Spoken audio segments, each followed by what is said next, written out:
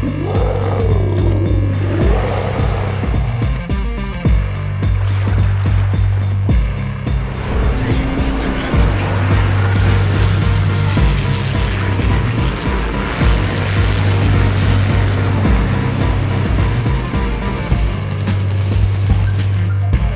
is the Gaja Mada. It's a Tier 6 Pan-Asian destroyer. The thing that's unique about the Pan-Asian destroyers is they have deep water torpedoes, which may inflict more damage on cruisers, battleships, and aircraft carriers, but they cannot hit destroyers, so you definitely want to be mindful of that. So let's take a look at the setup of the ship and the commander, who is Ding Shishang. His base trait is Quantum of Solace, increases the damage of your torpedoes and improves your destroyer's concealment, and you may want to consider this as an inspiration on other destroyer commanders. As for inspirations, I have a double concealment setup here with Eric Bay Shifty, increases the concealment of your destroyer. Then I have Jersey Swirsky, Hide and Seek, increases the ship concealment rating. As for the skills, I have Subsurface Venture, which reduces the torpedo launcher reload time and increases the torpedo travel speed, though it does increase the destroyer main battery reload time. But this is a torpedo build, so I'm not really bothered by the hit to the main guns. No pun intended. Second skill is Look at Me Now, increases the ship concealment rating, and this is the maximum concealment rating for these Pan-Asian destroyers with this commander build. Third skill is Back in Stock, reduces the torpedo launcher reload time. The fourth skill is Smoke on the Water, increases the smoke screen deployment time as well as its dispersion time. As for the legendary skill, I have ranked up to legendary rank 2. I've selected Unstoppable, reduces the engine repair time, and it gains a reduced mobility with a disabled engine and our rudder. So I have this legendary skill for all of my destroyer commanders across the board, because if you're conked out, you definitely are dead in the water, and this allows you to move around a little bit. The range to the enemy ship to activate the special effect is 4.5 kilometers. At legendary rank 2, when you upgrade to legendary rank 3, this radius increases up to 6 kilometers. Let's look at the upgrades for the Gaja Mada. First upgrade is Aiming Systems Mod 1. Dispersion of the main battery is improved by 7%. Torpedo launcher traverse speed is improved by 20%. Secondary battery firing range and its dispersion is improved by 5% respectively. The second upgrade is Propulsion Mod 2. Time taken to reach full power when accelerating is cut in half at 50%. The next upgrade is Concealment System Mod 1. Detectability range is improved by 10%, and the incoming fire dispersion is improved by 5% as well. And then I have the rest of the default upgrades here. Torpedoes 533mm Mark 9. Reload time is now 120 seconds. Maximum damage is 15,918. And the torpedo detectability range by sea is 0.8 kilometers. And this is starting, the detectability range by sea is starting to go down a little bit as you're going up in tiers in the Pan-Asian destroyers.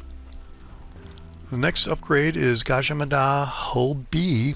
Hit points are now 14,300 and the rudder shift time is a respectable 3.5 seconds. And the last upgrade is Targeting System 6 Mod 2. The firing range increases 10% up to 11.1 kilometers, and that's starting to get respectable as well. Let's take a look at the loadout, and we have your normal ammunition, high explosive shells, armor piercing shells, and torpedoes, deep water torpedoes, which we'll get into later. And then as far as the consumables, you have a damage control party consumable, 5-second duration with a 40-second reload time, and you have an unlimited number of these consumables. And here you have a choice between a smoke generator and the radar, 7.5 kilometer range detection of ships. Duration is 15 seconds with a 3-minute reload time, 180-second reload time, and you have 2 of those consumables. I've selected the smoke generator because I find it more useful. Consumable duration is 31.8 seconds. Dispersion time is 74.2 seconds. Reload time is 120 seconds, and you have 4 of these consumables. And this is a big part why I have selected the smoke generator. And then you have your normal engine boost consumable, which temporarily increases the maximum speed of the ship 8%. Consumable duration is 120 seconds. Reload time is 180 seconds, and you have 2 of these consumables. And as far as the boosters, I'm not running any boosters right now, and I don't have any camouflage configured, and I don't have a flag set up. As far as the stats, survivability is 14,300. Armor is 6 to 16 millimeters. Definitely do not want to get hit. As far as the artillery, you have 3 turrets with 2 guns each. Firing range is 11.1 kilometers. Reload time is kind of a respectable 5.5 seconds. Maximum shell damage, whether it's HE or AP, is right around 2,000. Maximum fire setting chance is 8% on the HE shells.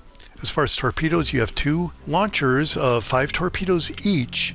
Reload time is 98.4 seconds. Maximum damage is 15,918.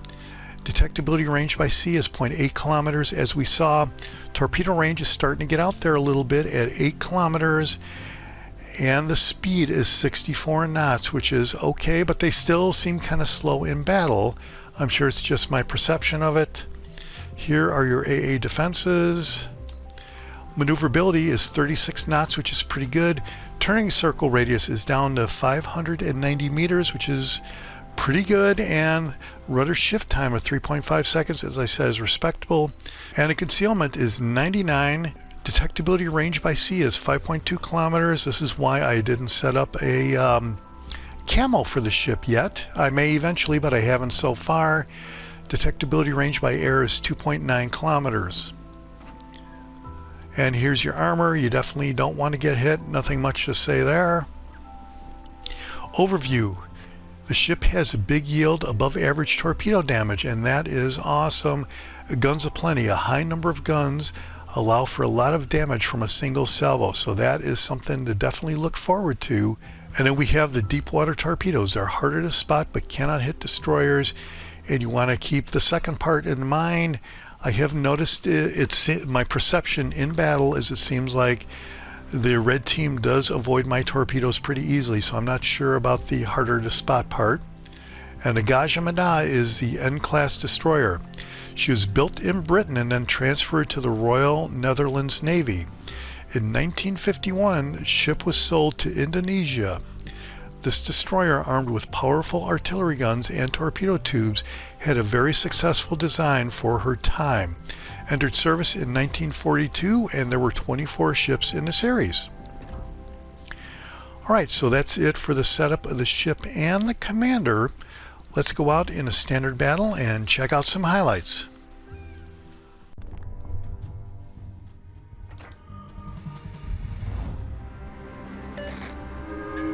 Alright, we're in standard, we're in neighbors, at a 5.3 kilometer detection range.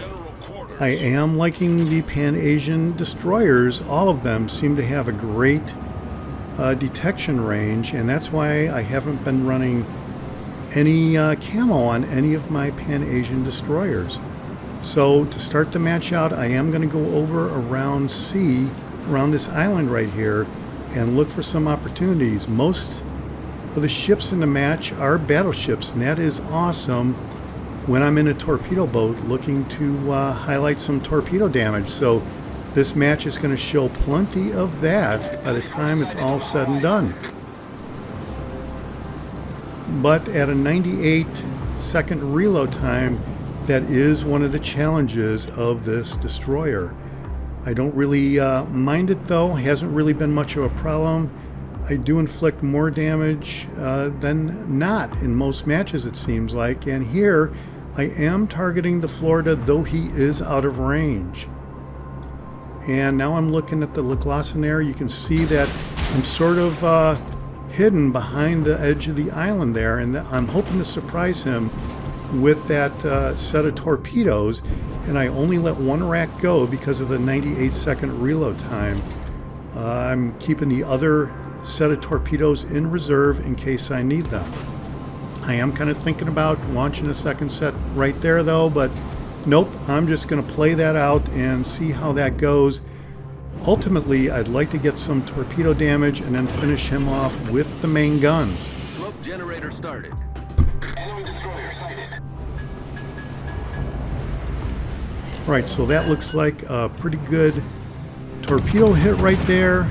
I did start the smoke, so now when I'm firing at the Le Glacenaire, he cannot see me. I don't see the eyeball right here, so he doesn't see me. And what really surprises me is he does get some hits on my destroyer right there, and I don't know how he did that unless it was pure random luck.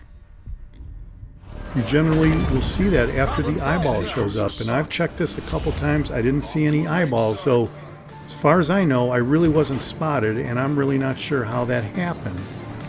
But now I am kind of deciding whether to stay in the smoke. I've got 38 seconds left, or to go out after these battleships right here. They are kind of lumbering along very slowly, and yeah, so that's what I'm going to do. I'm going to go after these battleships and try to take care of some business. The range of the torpedoes is right around 8 kilometers, so that's pretty decent range. Speed is around 64 knots, I believe, which is not terrible. And in many matches with this ship, I have gotten some great results. But this by far is probably the best result I've gotten as far as first place win overall. There I took 2 shots at those battleships. They looked like they were just, as I said, lumbering along and not really looking to get out of the way very quickly. So I slowed down to avoid hitting the island, and you can make a quicker turn if you slow down and speed up like this. So that is my quick turnaround tactic right there. And you can see the North Carolina is really lumbering, but unfortunately none of those torpedoes are going to hit the North Carolina. But they are going to hit the Florida right there. 2 torpedo hits on the Florida, and he is flooding. So 3 torpedo hits, 1 destroyed ship, 42,000 and counting, 2 floodings.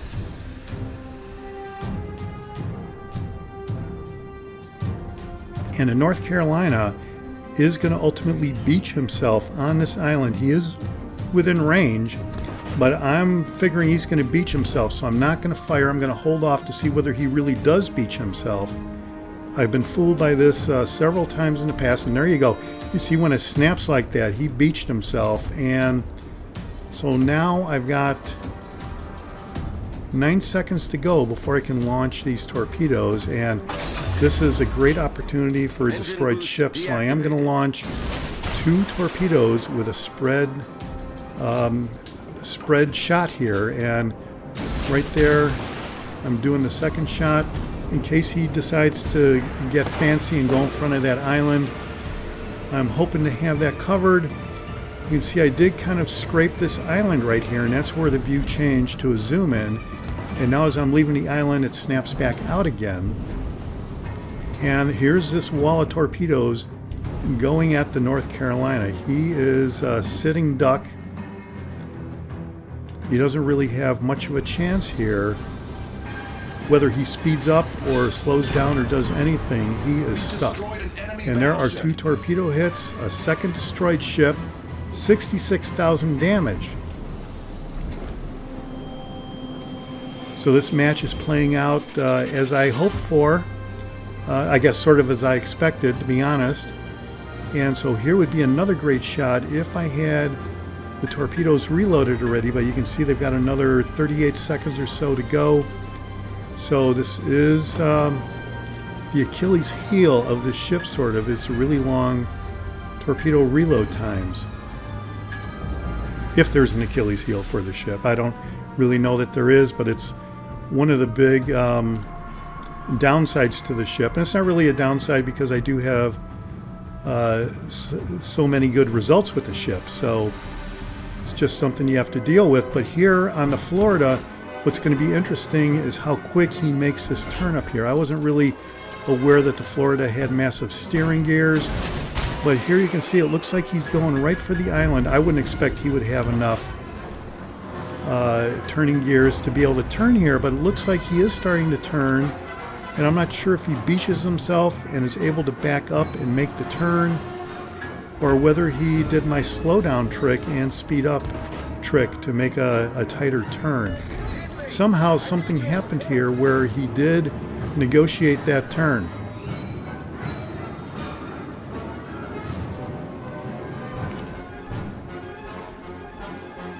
So we're going to come back around here. You can see there is another great opportunity with 3 battleships all in this vicinity. So the Florida is within range.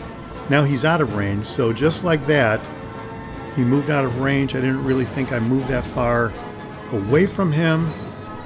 He is moving away, so there was that factor as well. And I guess I'm hoping that in case he decides to come back or I get a lucky hit. But yeah, he's definitely moving out. So I really have no choice except to go forward and try to confront these 3 battleships.